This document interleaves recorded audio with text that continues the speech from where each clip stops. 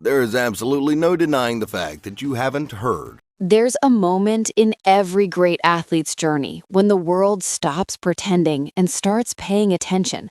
Not the polite, cautious kind, where analysts hedge their bets and commentators stay safely on the fence, but the real kind. The kind where people lean forward, forget their coffee's gone cold, and just watch.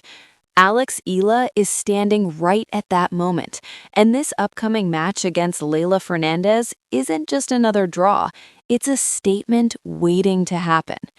But here's what's driving me crazy about the coverage so far. Traditional tennis media is doing what it always does when a rising young player faces someone with Grand Slam pedigree. They roll out the highlight reels, replay the magic of the 2021 US Open, put Fernandez's name in bold, and quietly slot Alex into the role of the underdog who should just feel lucky to be on the same court.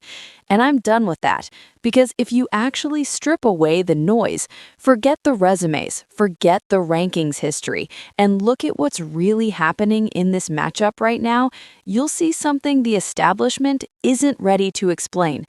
Alex isn't walking into this match hoping to compete. She's walking in to dismantle. Let me explain exactly how and why. First, let's be clear. Fernandez is a brilliant player. What she did at the 2021 US Open wasn't luck. Beating Naomi Osaka, taking down Aryna Sabalenka, pushing Belinda Bencic, and nearly stealing the final from Emma Raducanu. That run was built on something real. She has elite timing. She plays right on top of the baseline, takes the ball early, and redirects pace with incredible precision. When it's working, it's beautiful. But here's the issue. Her game depends on specific conditions. She needs incoming pace. She needs predictable ball trajectories. Her strength is That place isn't just a training facility. It's a philosophy. You don't just hit the ball hard. You hit it heavy. You create topspin that changes the physics of the bounce. The ball doesn't sit up. It explodes upward, kicking above shoulder height. That's the weapon Alex brings into every match, and against Fernandez, it's devastating. Fernandez thrives when the ball arrives in a clean strike zone between the hip and shoulder, so she can take it early. But Alex's heavy topspin disrupts that completely. Instead of sitting nicely, the ball jumps high and forces Fernandez backward, one step back, then another. Suddenly, she's 2 meters behind the baseline, defending instead of attacking. Her biggest weapon, early timing, is gone before she can even use it. And this isn't something you can fix mid-match. Timing is muscle memory. It's built over thousands of hours. When you disrupt it, you're not asking for an adjustment, you're forcing a rewiring. And doing that under pressure, in real time, is one of the hardest things in professional sports. Alex knows that. She'll keep feeding that heavy ball again and again until Fernandez's timing starts breaking down. That's when the errors come.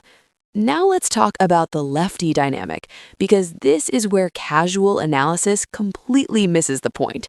People assume lefty versus lefty cancels out any advantage, but these two don't play the same kind of left-handed game. Fernandez hits flatter, low, fast, and direct. Alex plays with heavy topspin, high bounce, heavy rotation, and unpredictable trajectories. Same hand, completely different physics. When Alex hits her cross-court forehand, it doesn't behave like a typical lefty shot. The spin kicks differently, the bounce rises higher, the timing window shifts. And Fernandez, who's built her instincts around predictable patterns, suddenly has to deal with something unfamiliar.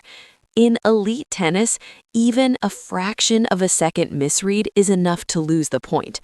Now, look at the serve and return dynamic. This is where the match could swing early. Fernandez's serve, especially the second serve, has been a vulnerability. It lacks heavy kick and doesn't consistently push opponents back. It sits up, and that invites attack. And Alex is exactly the kind of player who punishes that. The moment Fernandez misses her first serve, Alex steps inside the baseline, weeds the spin, and drives the return with authority. She won't just block it back, she'll take control immediately. Point after point, game after game. That pressure builds, and once it shows up on the scoreboard, it becomes hard to escape.